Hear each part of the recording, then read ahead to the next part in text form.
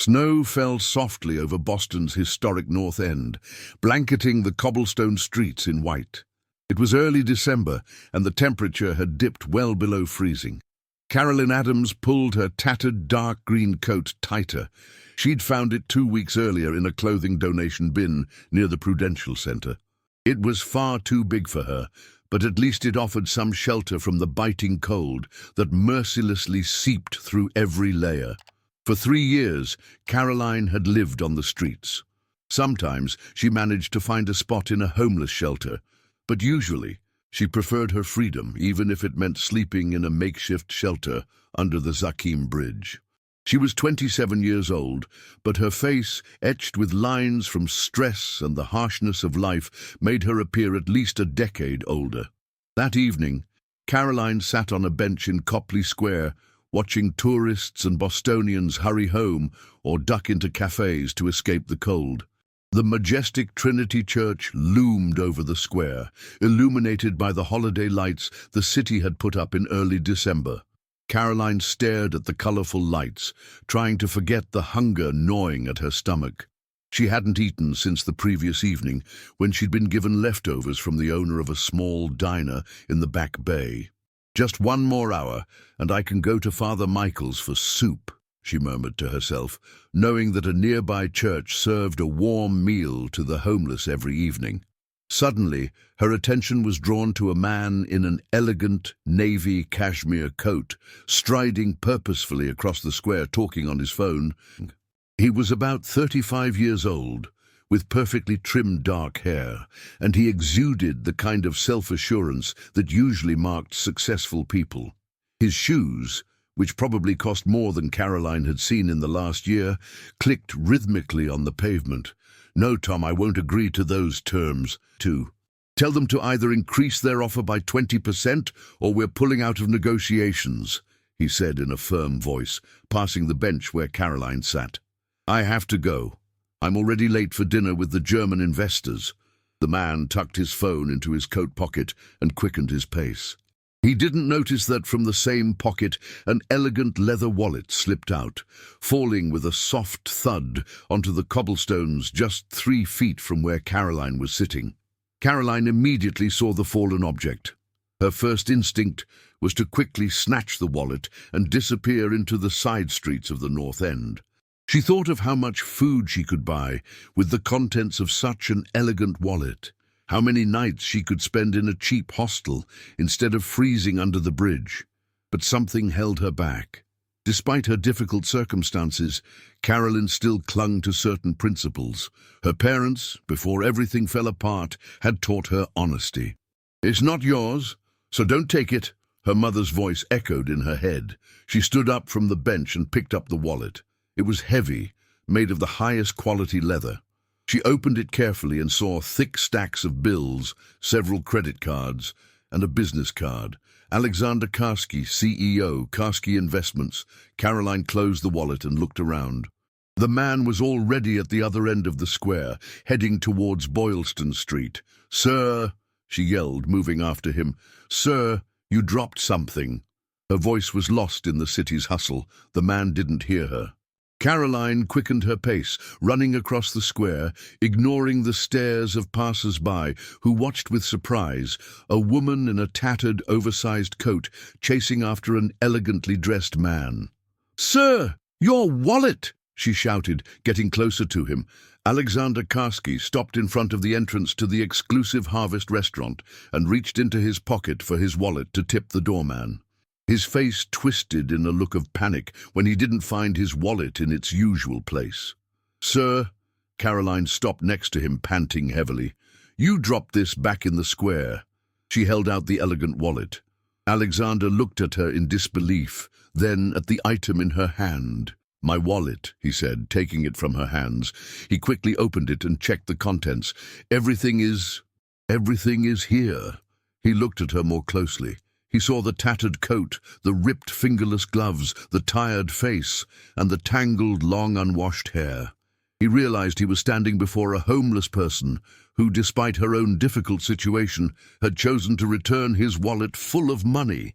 "Thank you," he said, still unable to believe what had happened. Truly, Thank you, Caroline shrugged. You're welcome, it wasn't mine. She turned to leave, but Alexander stopped her, placing a hand on her arm. Wait, he said. What's your name? Caroline, she replied softly, suddenly self-conscious about her appearance in the face of his elegance. Caroline, I'm Alexander. Please let me thank you. You just saved my evening and probably much more than that. Caroline lowered her gaze. Really, it's not necessary. Alexander glanced at his watch, then at the restaurant entrance where the German investors were waiting for him, and then back at the woman standing before him. Something in her posture, in her eyes, despite the fatigue and harshness of her life, caught his attention. For a moment, he stood as if wrestling with an internal decision. Caroline, he finally said, making up his mind. I know this sounds strange, but would you like to join me for dinner? Caroline looked at him in disbelief. Are you kidding? She gestured to her clothes. I look like someone who just showed more honesty and character than most people I know, he finished for her. Please let me thank you this way. Just one warm meal. Caroline hesitated. Hunger gnawed at her stomach, and the thought of a warm meal in a real restaurant was almost irresistible. But on the other hand, how could she walk into an elegant restaurant looking the way she did? I can't, she finally said. They won't let me in there. And besides, some important people are waiting for you. Alexander looked at the restaurant, then back at Caroline. A shadow of an internal struggle crossed his face. Suddenly his expression changed, as if he had made a decision. You're right, they won't let you in there, he said, then completely surprised her. So let's go somewhere else. What? But your meeting? Alexander was already pulling his phone from his pocket. Tom? Yes, it's me. Listen, I won't be able to make it to dinner with the Germans. Tell them I had a sudden family emergency. No, nothing serious, but I have to handle it personally. Yes, I know it's important.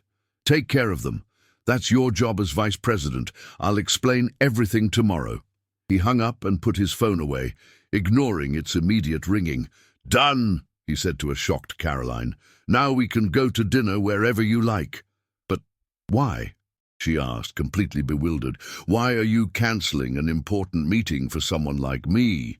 Alexander paused for a moment, considering his answer. I don't even know myself, he answered honestly. Maybe because you did something that surprised me, and I like surprises. Besides, I have a feeling you're a much more interesting person than all those German investors combined. Caroline looked at him suspiciously. I don't need pity. It's not pity, he assured her. It's curiosity and gratitude. Truly. They stood there for a moment, looking at each other in the lamplight with the snow falling softly around them. Two different worlds that under normal circumstances would never have met. You know what? Alexander said suddenly. I have a better idea. Instead of going to a restaurant, let's go to my place. My housekeeper always leaves dinner in the fridge, and I have excellent wine. Besides, he hesitated, looking at her hands, trembling from the cold. It's warm there. The proposal sounded absurd. Any sensible person in Caroline's position would have refused. She didn't know this man. He was rich, self-assured, and suddenly inviting her, a homeless woman, to his home. It could be dangerous, but on the other hand, what did she have to lose? Nights under the bridge, cold, hunger? Or maybe he really just wanted to thank her. Maybe this was one of those strange, unexplained moments in life when fate offers someone a chance at something better. All right, she finally said, surprising herself, but if you try anything funny... Alexander raised his hands in a gesture of surrender. I promise, no funny business. Just dinner, a warm place, and maybe some conversation. If you want, I'll drive you wherever you want to go. She nodded, still not entirely convinced, but willing to take the risk. Alexander smiled and pulled out his phone to call for his private car service. Caroline woke up in an unfamiliar bedroom, wrapped in a soft, down comforter. For a moment, she lay still, trying to remember where she was. Morning sunlight streamed through the enormous windows, casting a warm glow on the designer furniture. Alexander's apartment, memories of the previous evening suddenly returned with vivid clarity. After arriving at his place, they had dinner, talked late into the evening, and then Alexander showed her to a guest bedroom where she could spend the night. He didn't push, didn't try anything. He was simply polite and hospitable. She fell asleep immediately, exhausted by emotions and enveloped in a luxury she hadn't experienced in years. Caroline sat up in bed and looked around the room. It was spacious and elegant, decorated in muted beiges and greys. On the armchair by the window lay folded clothes, new, she guessed, with the tags still attached. Next to it was a pair of leather shoes, also new. She got up and walked to the armchair. On the clothes lay a note. "I thought you might need some things of your own. I hope the size is right. Breakfast is waiting in the kitchen." Caroline touched the soft fabrics in disbelief. There were jeans, a few blouses, a sweater, underwear, all in her size, all high quality. How had he managed that? Had he sent someone shopping in the middle of the night? Or maybe his housekeeper kept a stock of clothes in various sizes for unexpected guests. She took a quick shower in the luxurious guest bathroom, put on the new clothes, which fit perfectly, and walked uncertainly towards the kitchen. Alexander was sitting at the kitchen island, browsing something on his tablet and sipping coffee. He was already dressed in a perfectly tailored navy suit, ready to leave for work. When he saw her, he smiled and put down his tablet. "Good morning," he said, standing up. "How did you sleep?" "Amazingly well," Caroline admitted. "Thank you for the clothes. That's very kind of you." "You're welcome," he replied, gesturing to a seat at the kitchen island. "Coffee? Tea?" "Coffee would be wonderful." Alexander poured her coffee into an elegant mug and placed a plate of croissants, cheeses and fruits in front of her. "Unfortunately, I'm not much of a cook," he said with an apologetic smile. "And my housekeeper doesn't arrive until 10 o'clock. I hope this is enough." "Are you kidding?" Caroline bit into a croissant and closed her eyes in pleasure. "This is the best breakfast I've had since, well, I don't remember when." They ate for a while in comfortable silence. Caroline wondered what to do now. Should she thank him and leave? But where would she go? Back under the bridge? To a homeless shelter? After a night in this luxurious apartment, the thought of returning to the streets was even more disheartening than usual. "Caroline," Alexander broke the silence as if reading her thoughts. "Last night I mentioned a proposition. Did you have time to think about it?" Caroline set down her coffee cup. "Honestly, I thought it was just a kind gesture. I didn't think you were serious." "I was entirely serious," he replied, looking her directly in the eyes. "I'm offering you a place to stay here until you get back on your feet. No strings attached, no expectations." "Why?" she asked directly. "Why would you do this for a stranger?" Alexander sighed, pausing for a moment to consider his answer. "Honestly, I'm not sure. Maybe because your gesture, returning my wallet even though you're in a difficult situation yourself, reminded me that selfless acts of kindness still exist. Or maybe because, despite all my success, all the money and power, my life feels empty." He paused, as if surprised by his own frankness. "I live alone in a huge apartment. Most of the rooms are empty.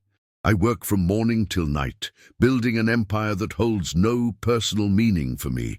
Having dinner with someone who doesn't want a contract, a position, or money from me was refreshing." Caroline watched him carefully, wondering if he was being sincere.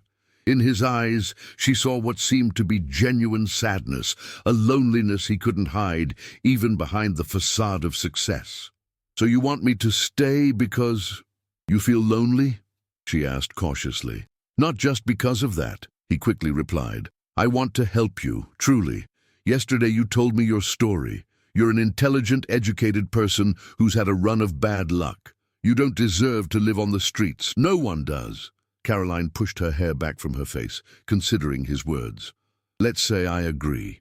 What exactly are you proposing?" Alexander straightened up, as if switching into business mode. "A place to stay here, in the guest bedroom. Meals, clothes, anything you need. Help finding a job if you want, or getting back into college.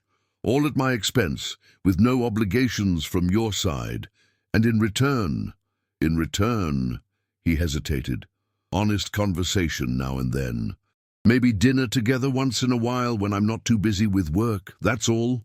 You don't expect anything more? She asked pointedly.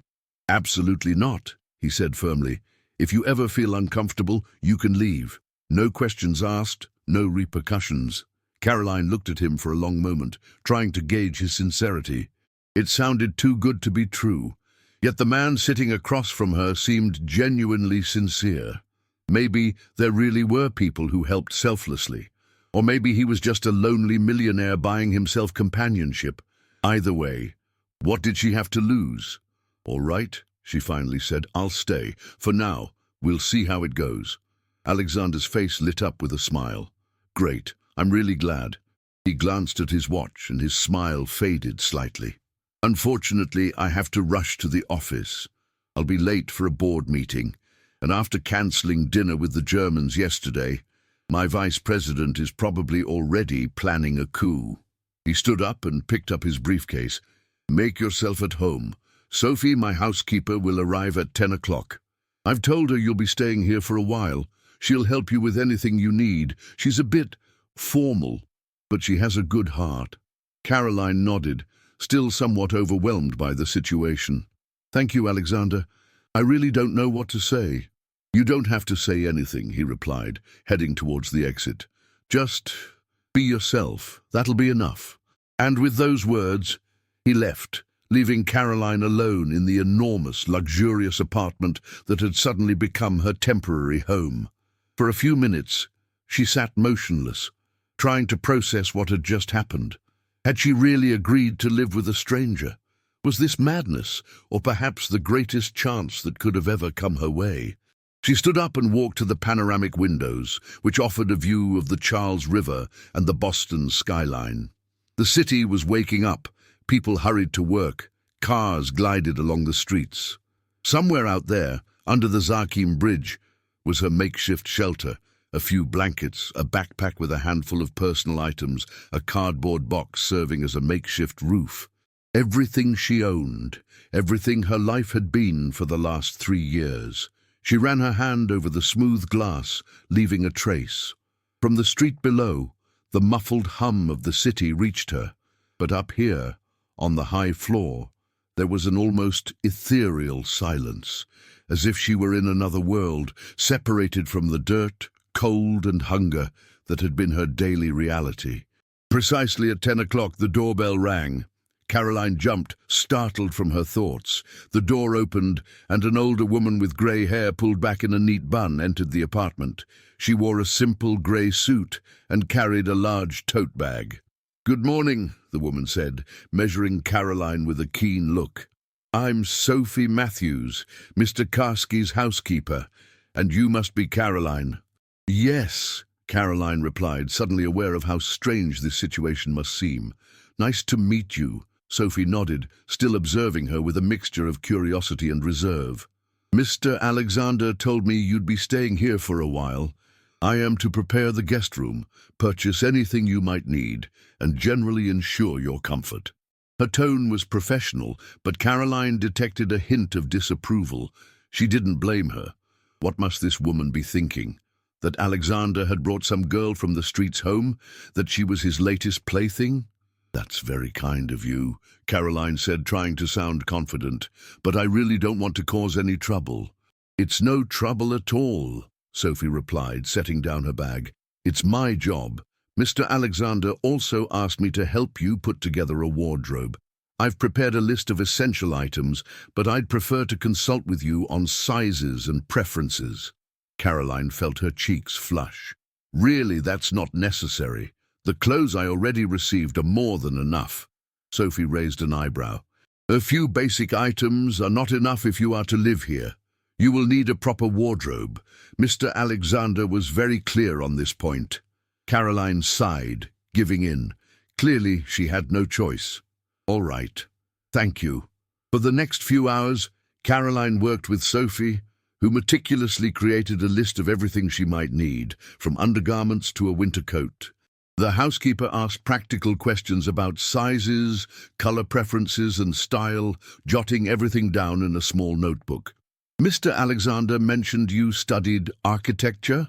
Sophie asked at one point, as if casually. "Yes," Caroline replied, surprised, "at Boston University's School of Architecture, but I didn't finish." "I see," Sophie said, making a note in her pad. "In that case, I'll also prepare a set of drawing supplies and a few textbooks, just in case you'd like to return to your studies." Caroline felt a sudden wave of emotion. This small gesture, the assumption that she might return to her passion, to the studies that had once been her entire world, touched her more deeply than all the promises of a luxurious apartment and new clothes. "Thank you," she said softly, fighting back tears. Sophie looked at her, and her face softened slightly. "You're welcome, dear. Mr. Alexander can be difficult sometimes, and he definitely works too much, but he has a good heart.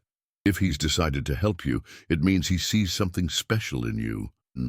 That afternoon, as Caroline sat on the living room sofa, flipping channels on the enormous television, the doorbell rang. Sophie, who was bustling in the kitchen, went to open it. A procession of people entered the apartment with boxes and bags, ordered clothes, cosmetics, books, and everything else on Sophie's list. For the next hour, Caroline tried on the clothes that had been brought especially for her. There was definitely too much. Elegant blouses, pants, dresses, shoes, even a few evening outfits. She felt overwhelmed by this sudden wealth, as if it was all too unreal to be actually happening. "Sophie," Caroline finally said, as the housekeeper arranged the new clothes in the guest bedroom closet. "This is too much. I can't accept it." Sophie looked at her with seriousness. "You can and you should. Mr. Alexander wants to help you. Why not let him?" "Because it feels wrong. I haven't done anything to deserve such generosity." Sophie sighed and sat on the edge of the bed, gesturing for Caroline to sit beside her. "Listen, dear. I've worked for Mr. Alexander for 5 years. I've seen him build his company from nothing, work 18-hour days, sacrifice everything for success. And you know what? I've never seen him truly happy." She paused, as if gathering her thoughts. "He has everything, money, power, respect, but he has no one to share it with. His parents are gone, his sister lives in Australia, his college friends drifted away as he became successful. He's lonely, and loneliness in luxury is still loneliness." Caroline listened carefully, surprised by this unexpected candor. "Yesterday he came home different than usual," Sophie continued. "There was something lighter about him, as if he suddenly remembered that there's more to life than work and money. And this morning, when he left for the office, he was smiling. Truly smiling, not with his business smile, but a real, genuine one." She placed a hand on Caroline's. "I don't know what happened between you two, and I don't need to know, but I can see that your presence is already having a good effect on him. So perhaps, instead of wondering if you deserve his help, think of it as an exchange. He gives you a roof over your head and a fresh start, and you give him something he can't buy with any money: authenticity." Caroline remained silent, processing these words. Could it be that this strange, unexpected situation could be beneficial for both of them? "Thank you, Sophie," she finally said. I'll try to give this a chance." The housekeeper smiled and patted her hand. "And that's a good decision. Now let's go to the kitchen. I'll show you how the coffee machine works. Mr. Alexander is addicted to coffee and goes crazy if it's not perfectly brewed." That evening, as Caroline sat in the guest bedroom, looking through the new architecture books Sophie had ordered, she heard the sound of the front door opening. Alexander was home from work. She hesitated. Should she go out and greet him? Would that be strange? After all, they weren't family or even friends. They were what exactly? Before she could decide, there was a soft knock on her bedroom door. "Caroline?" Alexander's voice was tired but warm. "May I come in?" "Yes, please," she replied, putting down her book. Alexander entered the room, still in his suit, though without his tie.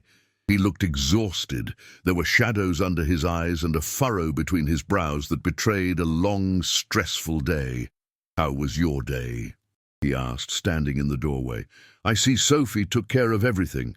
Caroline looked around the room, filled with new clothes, books and trinkets. "Yes, she was very helpful. But all this, it's too much, Alexander. I can't accept it." "You can," he simply said. "And please do, it gives me pleasure." "But—" "No buts," he interrupted gently. "If it makes you feel better, you can treat it as a loan. When you get back on your feet, you can repay me with interest. All right?" Caroline knew he wasn't serious about repayment, but she appreciated him trying to make it easier for her to accept the help. "All right," she agreed. "Thank you." Alexander smiled, and the weariness seemed to recede slightly from his face. "You're welcome. Now, what do you say to dinner? Sophie said she left us some stew that just needs to be heated up." 1 hour later, they were sitting at the dining table, eating the stew, which turned out to be delicious, and sipping red wine. Initially, the conversation was a bit awkward, both aware of the strangeness of the situation, but over time, the atmosphere relaxed. Alexander talked about his work, about the investment firm he'd built from the ground up, about the projects they funded, about successes and failures. Caroline listened attentively, asking questions that surprised him with their insight. "Did you study business?" he asked at one point. "No, architecture," she replied. "But I've always been interested in how things work, including business. I read a lot about it. It shows," he said with appreciation. "You ask better questions than most of my managers." Caroline felt a blush creep onto her face. It had been a long time since anyone had complimented her, and certainly not in such a sincere, unassuming way. When they finished dinner, Alexander suggested they move to the living room. They sat on the comfortable sofa, wine glasses in hand, and continued to talk. Caroline told him more about her studies, her fascination with architecture, the dreams she once had. "I always wanted to design sustainable buildings," she said, her eyes gleaming with passion. "Ones that are not only beautiful, but also environmentally friendly and good for the people who live or work in them. Architecture that solves problems instead of creating them."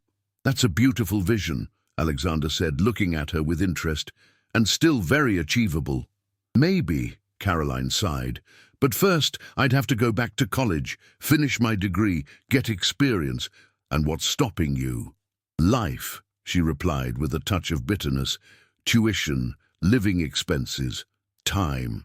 Those are all problems that can be solved," Alexander said, leaning forward. "If you really want to go back to school, I'll help you arrange it. Tuition isn't an issue. You have a place to live. And time, well, we all have the same amount of time. It's a matter of priorities." Caroline looked at him with a mixture of hope and disbelief. "Would you really be willing to help me that much?" "Absolutely," he said without hesitation. "It would be a good investment." "An investment?" she repeated, her enthusiasm dimming slightly. Alexander must have noticed the change in her tone because he quickly added, "Not in a financial sense. An investment in potential, in talent, in the future, in you." Caroline didn't know what to say. His words, his generosity, it was all overwhelming. Part of her wanted to accept the offer, to grasp this chance with both hands and never let go. But another part, the cautious one, shaped by years of disappointment, wondered if there wasn't some hidden catch. "I need to think about it," she finally said. "It's all happening so fast." "Of course," Alexander agreed. "There's no rush. Think it over. Consider what you truly want. I'm here to help, but the decision is yours." They sat for a while longer in comfortable silence, looking out through the panoramic windows at the illuminated Boston. Two different worlds that had suddenly collided, creating something new, unexpected, full of potential. "Good night, Caroline," Alexander finally said, standing up. "I'm glad you decided to stay." "Me too," she replied softly, and to her surprise, she truly meant it. Later, as she lay in the luxurious bed, staring at the dark ceiling, Caroline wondered what tomorrow would bring.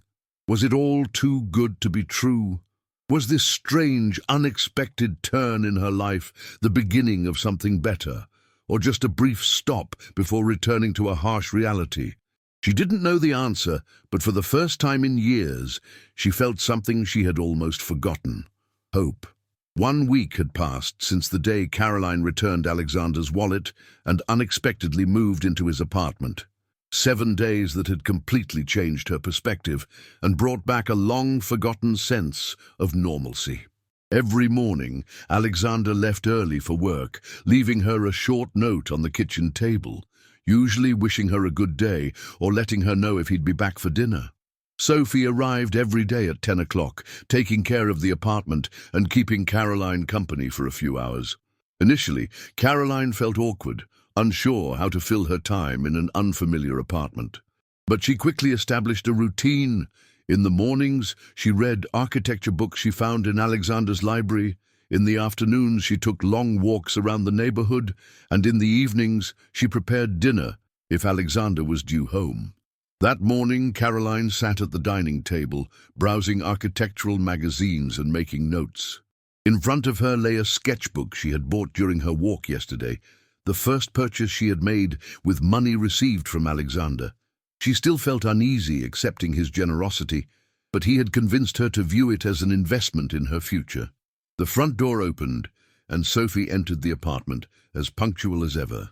"Good morning, Caroline," she said with a smile that had become much warmer over the past week. "Working already, I see." "Good morning, Sophie," Caroline replied, putting down her pencil. "Yes, I'm trying to catch up. So much has changed in architecture during the years I was out of the loop." Sophie hung up her coat and approached the table, glancing at the spread-out materials. "Mr. Alexander called me last night," she said as if casually. "He asked me to help you with something." "What is it?" Caroline asked, curious. "He wants you to go back to college," Sophie replied. "He asked me to help you with all the formalities." "Of course, only if that's what you want." Caroline felt her heart quicken. They had mentioned it a few times over dinner, but she hadn't thought Alexander would move so quickly from words to action. I don't know if that's possible," she said uncertainly. "So much time has passed. I lost my place. I'd have to start all over." "Mr. Alexander already spoke with the dean of the School of Architecture," Sophie interrupted. "It turns out that in special cases they can consider readmitting a student while retaining previously completed coursework, especially if the reason for interrupting studies was personal or health-related problems." Caroline stared at her in disbelief. "He spoke with the dean? How did he even reach him?" Sophie smiled faintly. "Mr. Alexander has influence. Besides, Karski Investments is one of the main sponsors of the department's new building."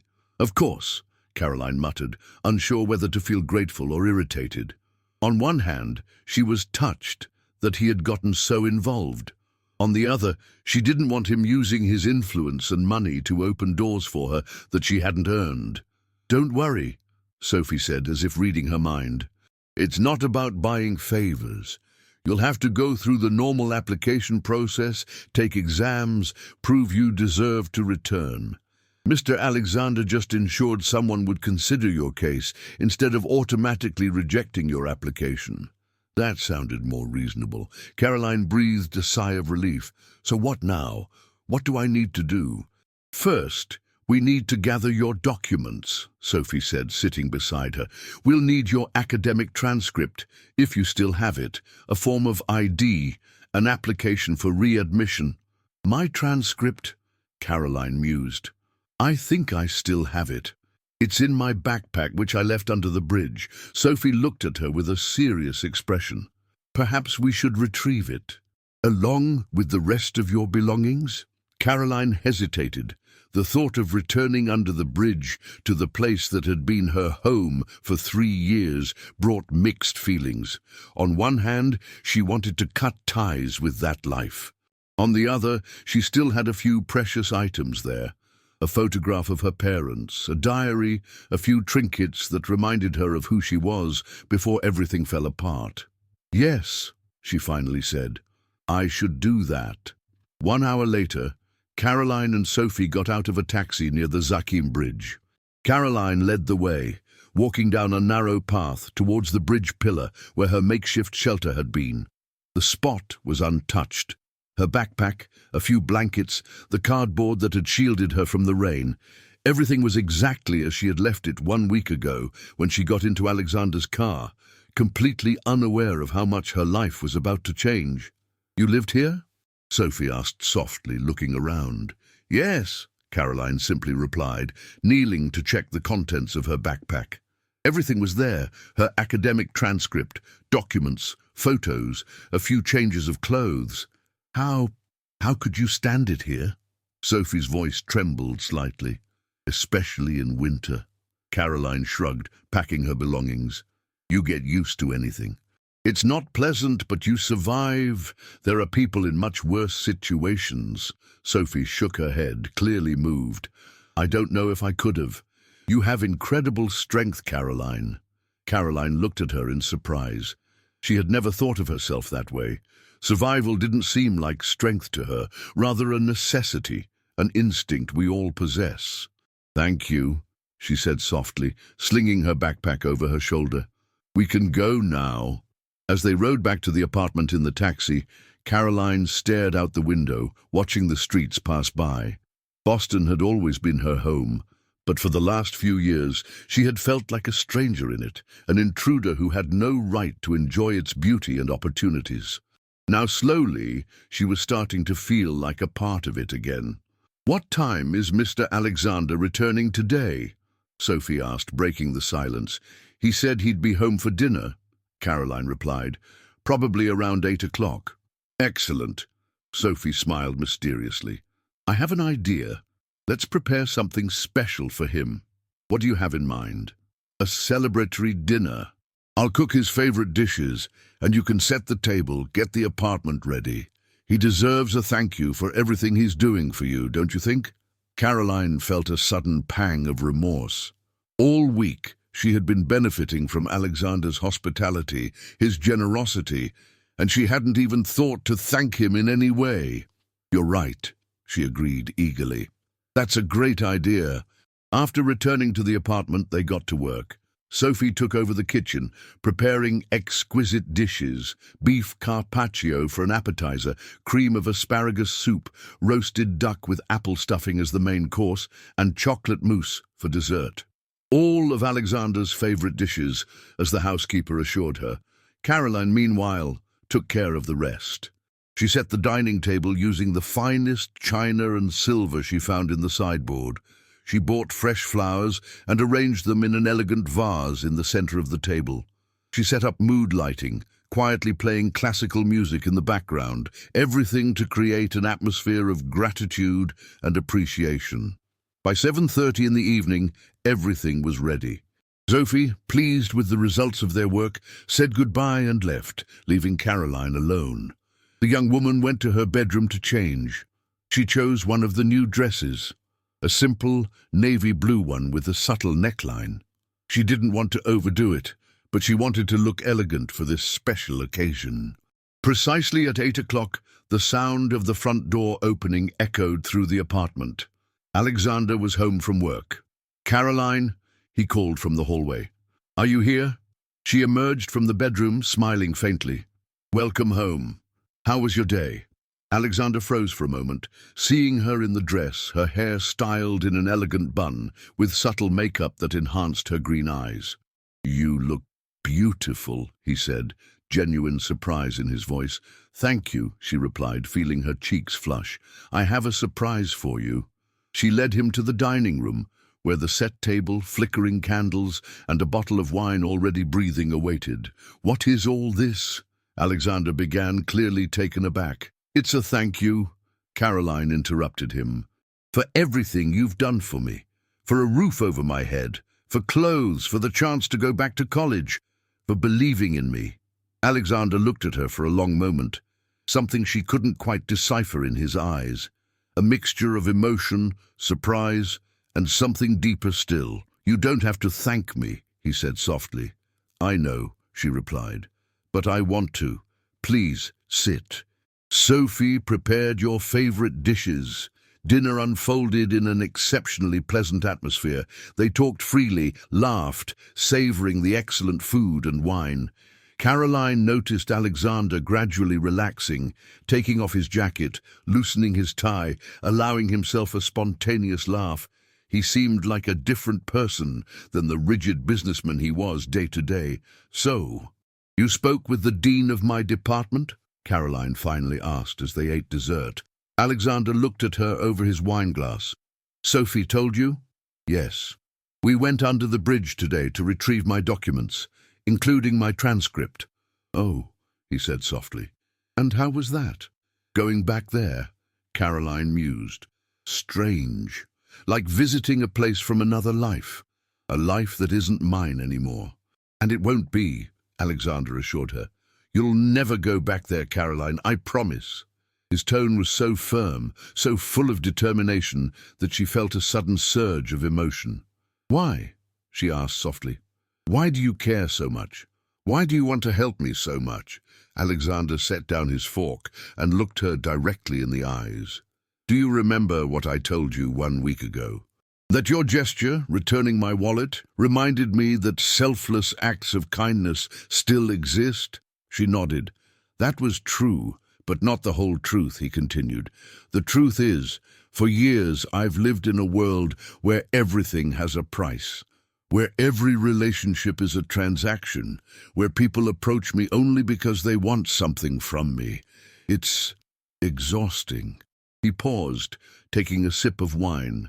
"And then you appeared, a person who had nothing yet still decided to return a wallet full of money to me, without expecting anything in return. It wasn't just kindness, Caroline, it was honesty, integrity, qualities that are so rare in my world that I had almost forgotten about them." Caroline listened carefully, moved by the sincerity of his words. "For the past week I've been observing you," he continued. "I saw you reading architecture books, taking notes, sketching in your new sketchbook. I saw the passion in your eyes when you spoke about the projects you wanted to create. I saw intelligence, determination, talent. And I thought what a waste it would be if all of that were to go to waste, simply because you had a run of bad luck in life." He smiled faintly. "So yes, I spoke with the dean. I didn't ask for any special treatment, only that he give you a chance.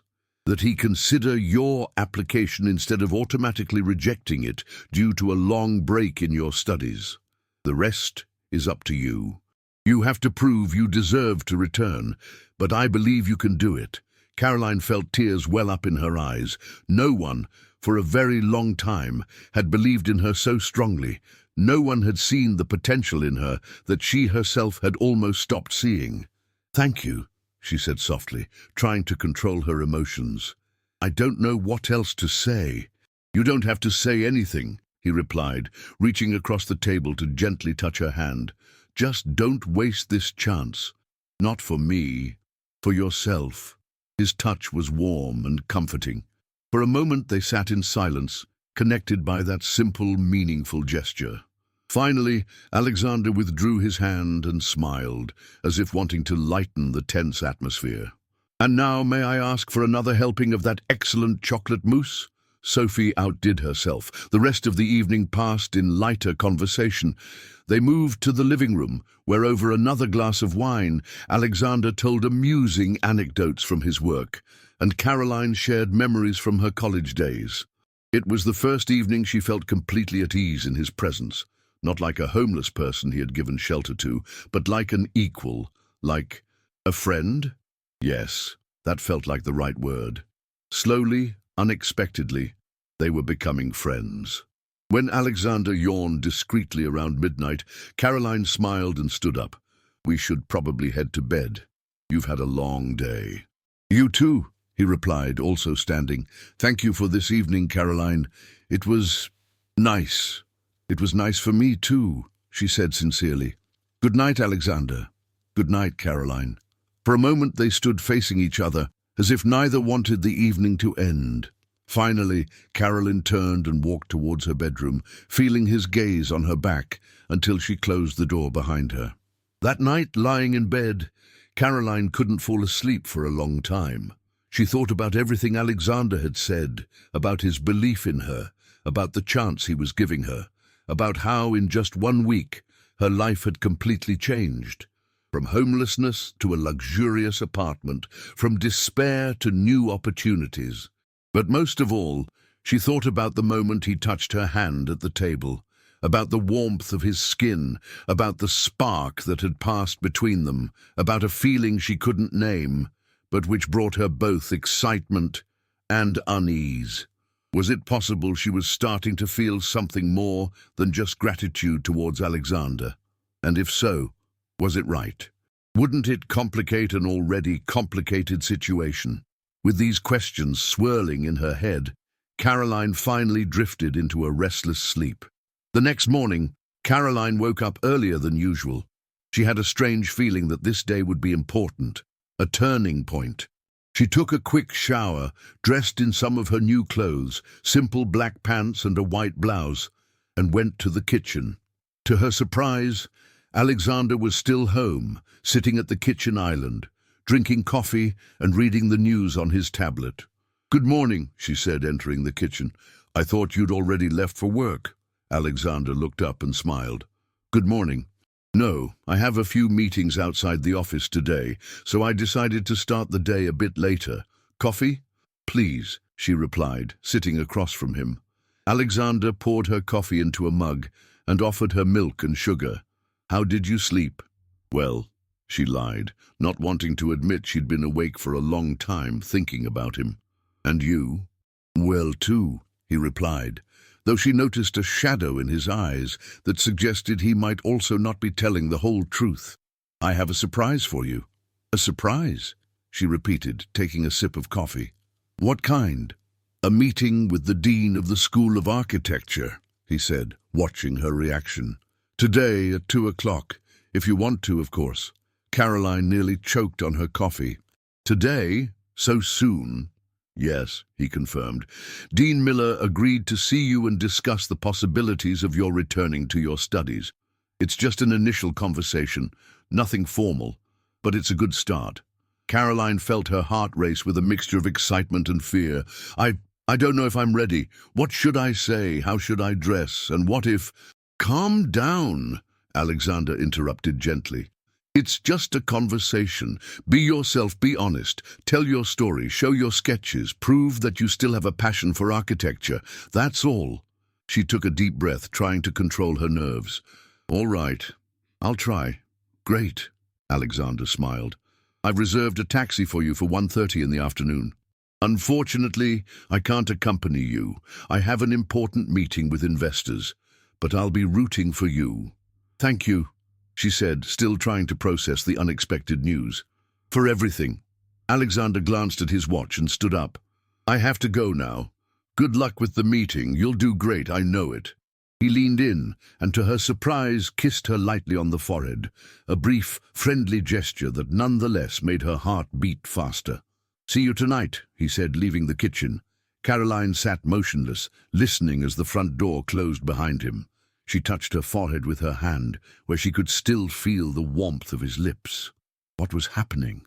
What did all of this mean? But she didn't have time to dwell on these questions. A meeting with the dean awaited her, a meeting that could change her future. She had to prepare. For the next few hours, Caroline feverishly reviewed her old college notes, which she had found in the backpack, retrieved from under the bridge. She prepared a portfolio of her best projects from her college days, as well as new sketches she had done over the past week. She chose a suitable outfit, a subdued, elegant dress in bottle green, which matched her eyes. Precisely at 1:30 in the afternoon, a taxi was waiting for her in front of the building. With a pounding heart, Caroline got into the car that would take her to the meeting that could be the beginning of her new life. Caroline stood before the imposing building of Boston University's School of Architecture, clutching a portfolio of projects in her hands. The winter sun broke through the clouds, casting a pale light on the building's neoclassical facade. 3 years had passed since she last crossed this threshold. Then, as a distraught student, forced to interrupt her studies due to her mother's illness, she took a deep breath and went inside. The hallways were filled with students hurrying to classes, young people with backpacks full of sketchbooks, laptops, and drafting tools. For a moment she felt like an intruder, older and more life-experienced than most of them, yet detached from their carefree academic world. The dean's office was on the first floor. Caroline knocked on the door and entered. "Good afternoon," she said to the older woman sitting behind the desk. "My name is Caroline Adams. I have an appointment with Dean Miller for 2 o'clock. The secretary looked at her over her glasses, then checked something on her computer. "Yes, I see," she said, her tone softening as she added, "Please have a seat. The dean will see you in a few minutes." Caroline sat on a chair by the wall, trying to control her nervousness. She mentally reviewed everything she wanted to say. Her story, the reasons for interrupting her studies, her desire to return. She wondered whether to mention Alexander, his support. She decided to be honest, but sparse on details.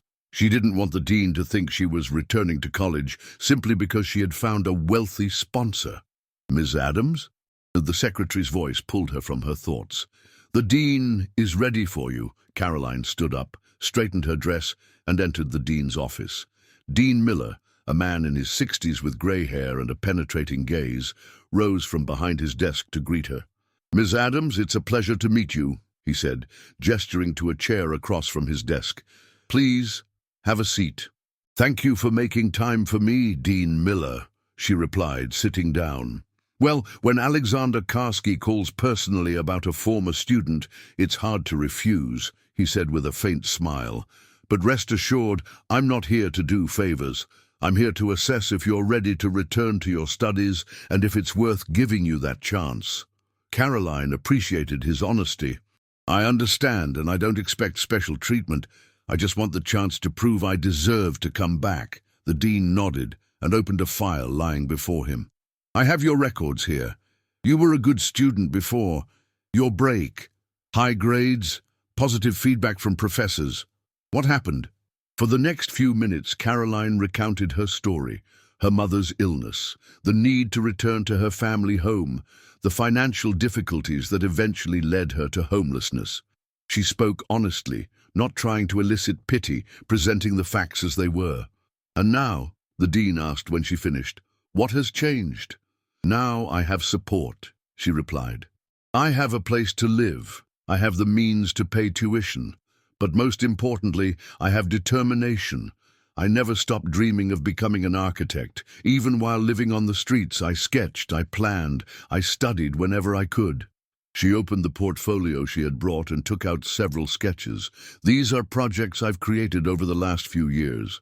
They're not perfect, but they show that my passion never faded." The dean carefully reviewed her work, occasionally nodding or raising an eyebrow in interest. "You have talent," he finally said. "That much is clear. But architecture studies are demanding. You'll need to catch up on 3 years of coursework, and the curriculum has changed since you were enrolled." "I'm ready to work hard," Caroline assured him. "I'll do whatever it takes." The dean observed her for a moment, as if assessing her determination. "All right," he finally said. "Here's what I propose.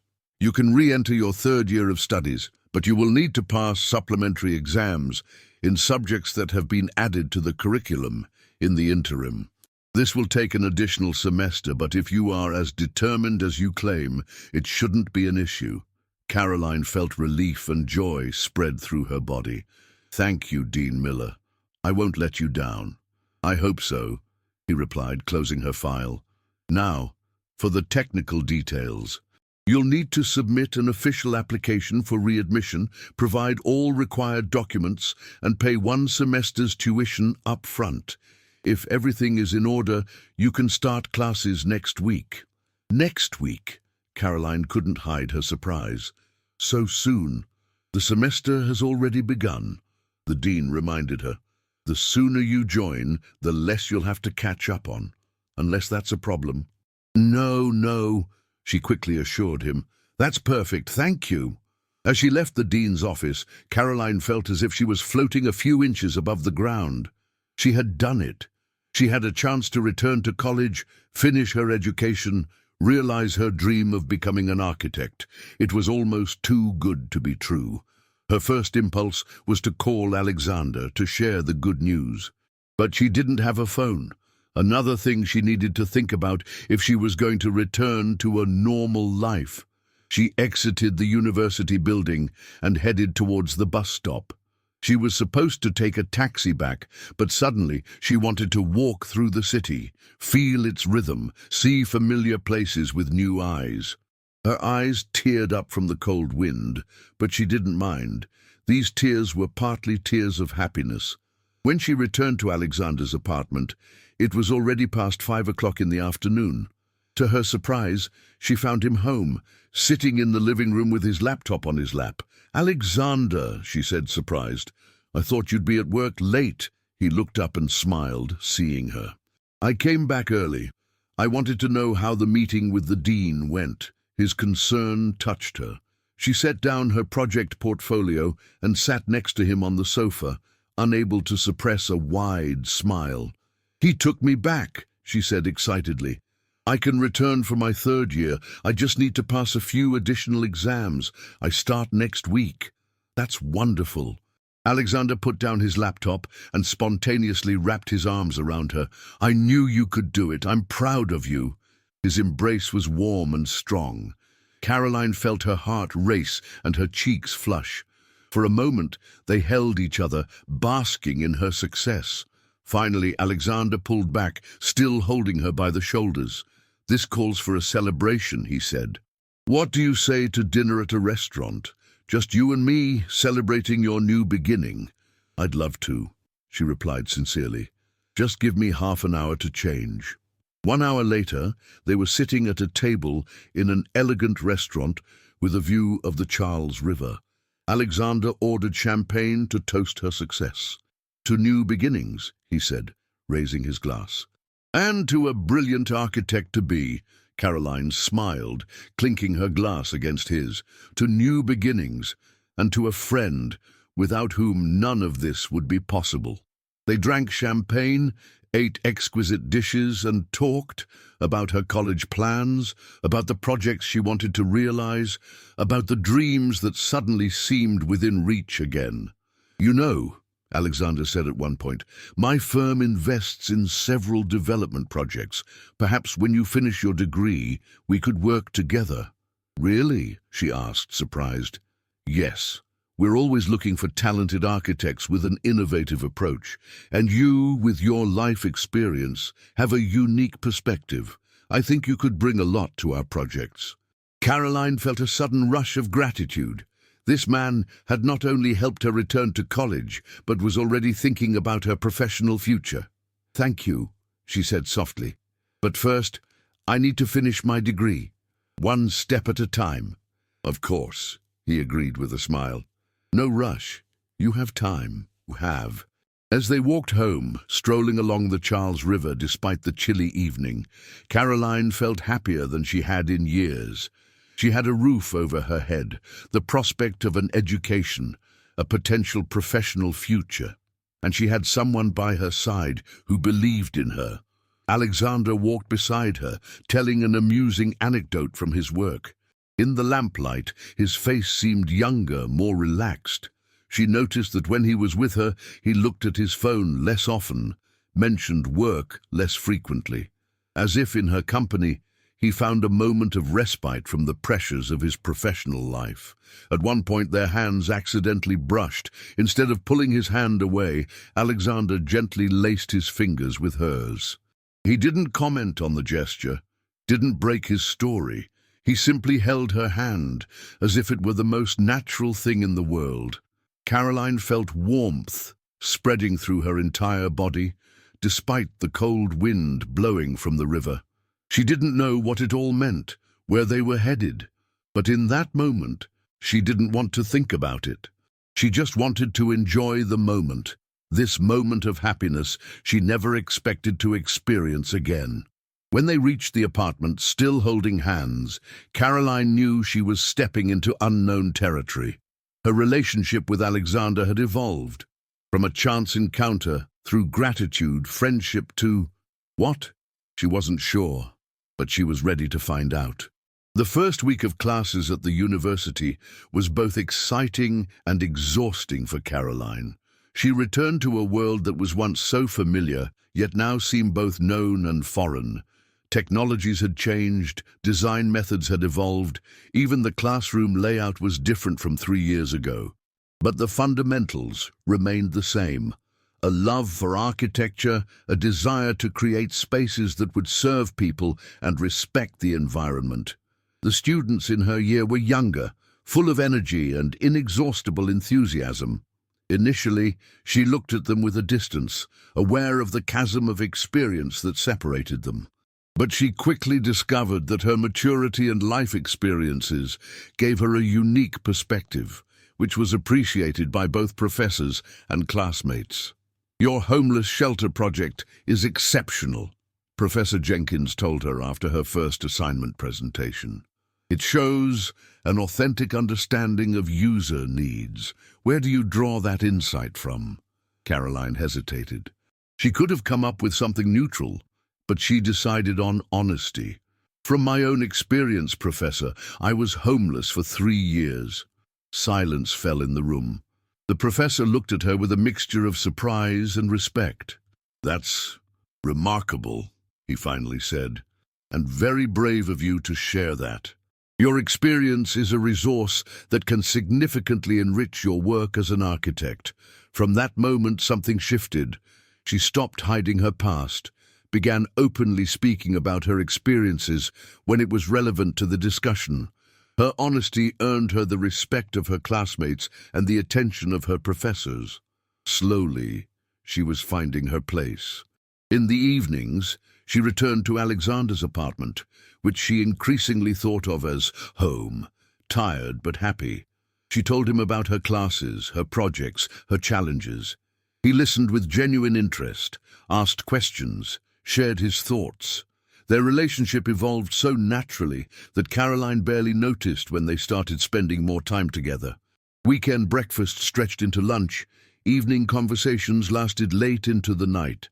They started watching movies together, cooking together, planning outings around Boston. One warm Saturday afternoon, as they sat in the living room, Caroline working on a project and Alexander reviewing documents, she caught herself observing him discreetly instead of focusing on her drawing. The way he furrowed his brow when he was focused, how he ran his fingers through his hair when he encountered a problem, how his lips curved into a faint smile when something pleased him. All of it fascinated her more and more. As if sensing her gaze, Alexander looked up. "Everything all right?" he asked with a smile. "Yes," she replied, feeling a blush on her cheeks. I was wondering about something." "About what?" Caroline hesitated. She'd been thinking about it for a while, but she didn't know how to phrase it. What am I to you, Alexander?" His smile faded slightly, replaced by an expression of surprise. "What do you mean?" "At first, I was someone you were helping, then maybe a friend. But now—" She paused, unsure how to finish. "Now I don't know what to call what's between us." Her words hung between them, heavy with meaning. Alexander stood from his armchair and sat next to her on the sofa, close, but not touching her. "Caroline," he began softly, "you are an extraordinary person. Intelligent, strong, beautiful. I would be a liar if I said I felt nothing more than friendship for you." Her heart quickened. "But?" she asked, sensing there was more. "But your situation is complicated," he continued. "You're in the process of rebuilding your life. You've returned to college, taking your first steps towards a new future, and I'm the person helping you with that. The one providing you with a place to live, support, money.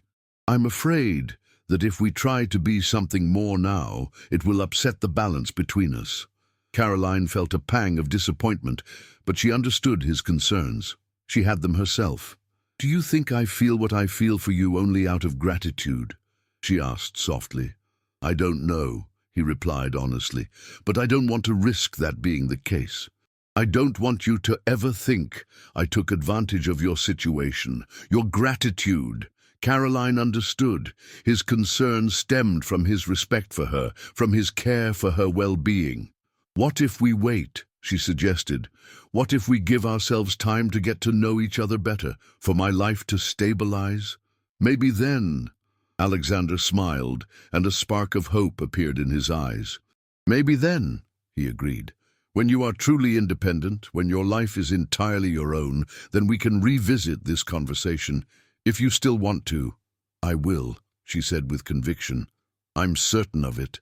Alexander gently touched her cheek, his gaze full of warmth.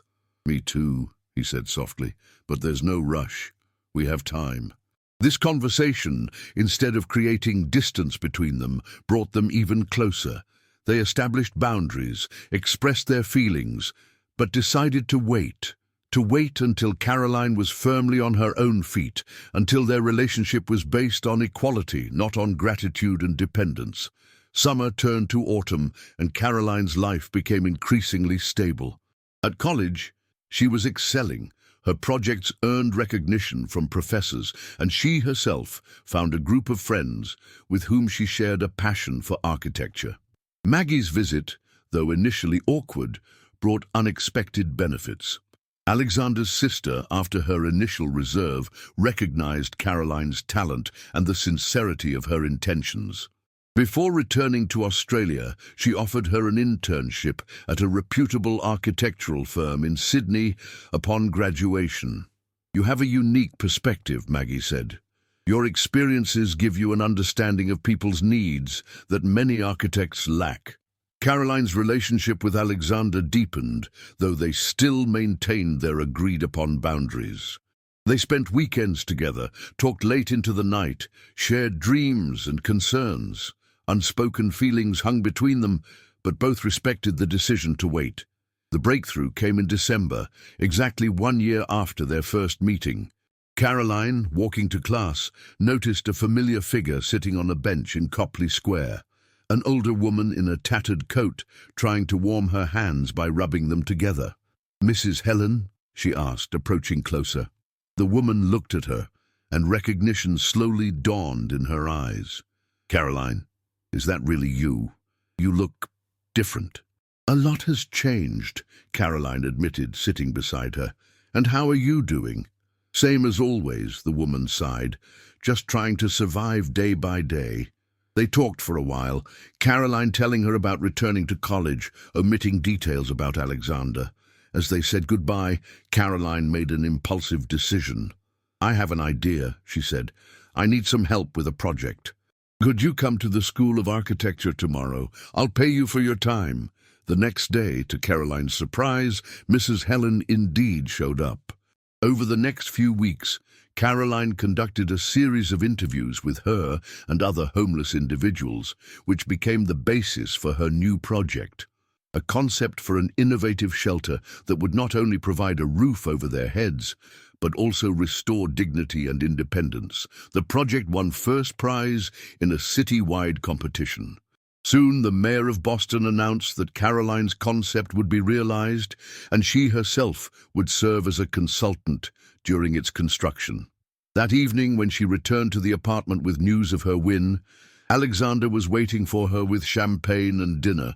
"I knew you'd win," he said, pouring champagne into glasses. "Your project was brilliant." "This is just the beginning," she replied excitedly. "But you know what this means? I'll get paid for the consulting. I'll be able to move out, find my own apartment." Alexander froze, champagne glass halfway to his lips. "Move out?" he repeated softly. "Yes," she confirmed, looking him directly in the eyes. "To be truly independent.